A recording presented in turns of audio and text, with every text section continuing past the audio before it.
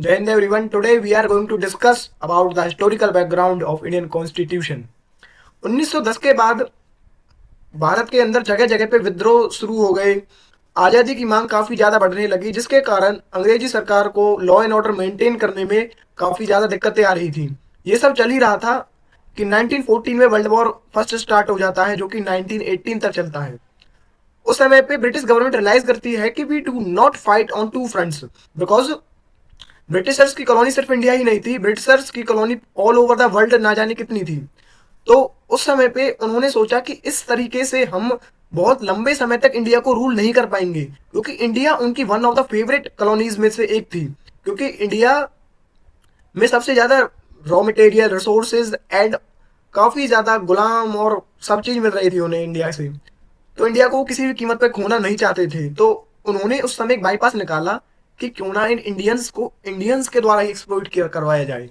तो उस समय के जो सेक्रेटरी ऑफ स्टेट थे एडविन मुंटेगो, उन्होंने एक प्रपोजल रखा कि क्यों ना हम इंडिया के अंदर एक रिस्पॉन्सिबल गवर्नमेंट सेटअप करें, एक ऐसी सरकार जिसमें इंडियंस की पार्टिसिपेशन हो, जिसमें इंडियंस द्वारा अपने लीडर्स को इलेक्ट किया जाए, मतलब इंडियंस की गवर्नमेंट बनाई जाए।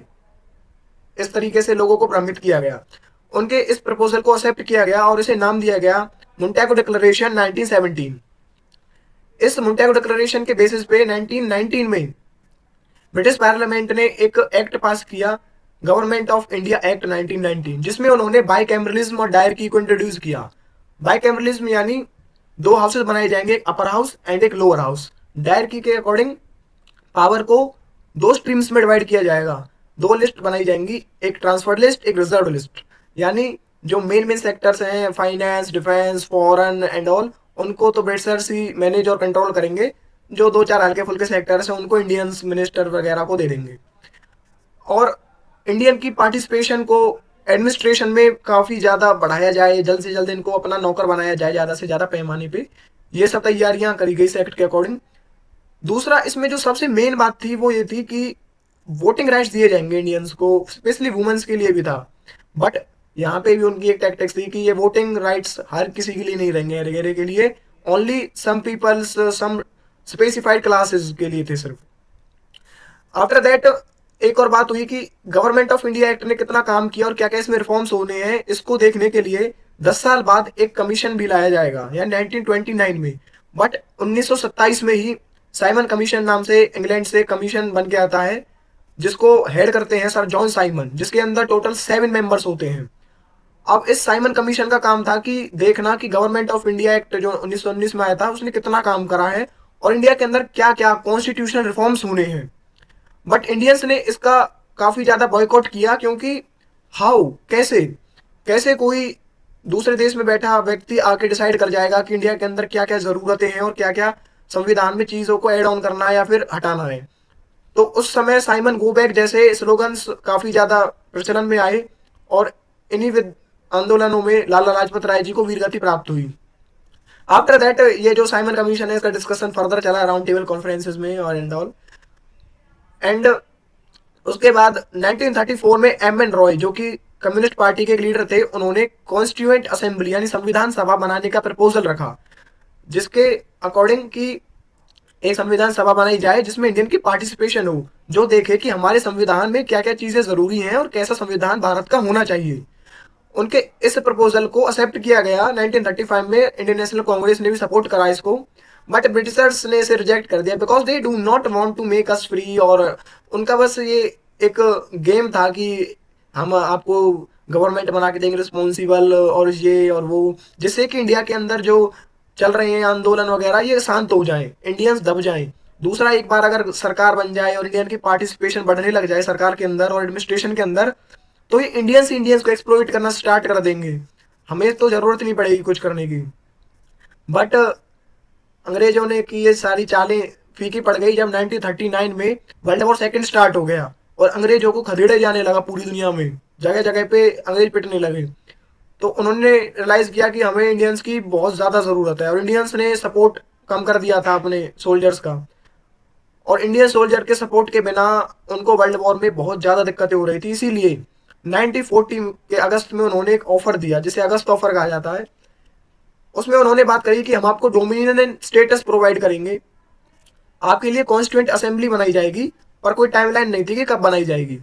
एंड आपको आपकी जो पार्टिसिपेशन है उसे एडमिनिस्ट्रेशन में और सरकार में बढ़ाया जाएगा, बट जो main main sector defence foreign and affairs वो हमारे अंडर ही रहेंगे।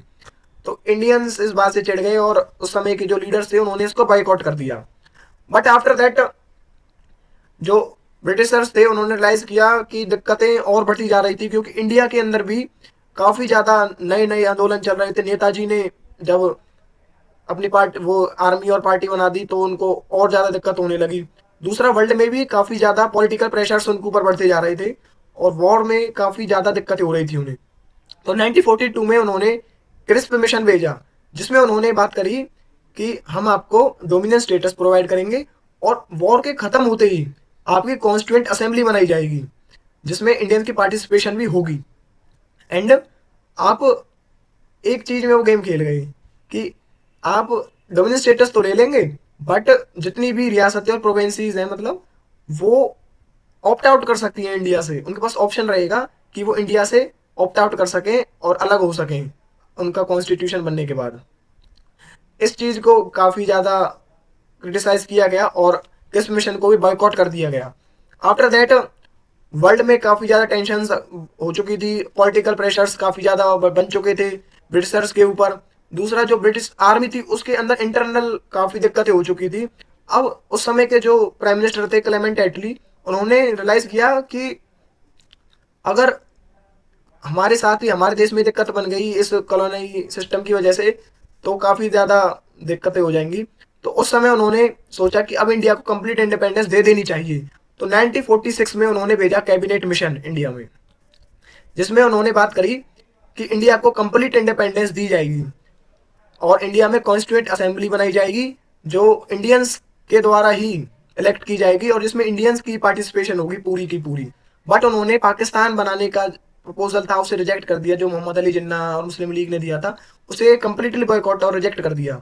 बट उन्होंने जो प्रोविंसेस थी उनको ही ऑप्शन दे दिया कि आप ऑप्ट आउट कर सकते हो, इंडिया से अलग हो सकते हो अगर आप चाहो तो, जैसे ही हम इनका संविधान बन जाता है।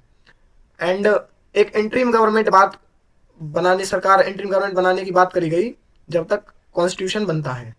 एंड इसको एक्सेप्ट किया गया सबके द्वारा इनिशियली तो, और उसके बाद इंटरिम गवर्नमेंट बनती है एंड ऑल। Thank you.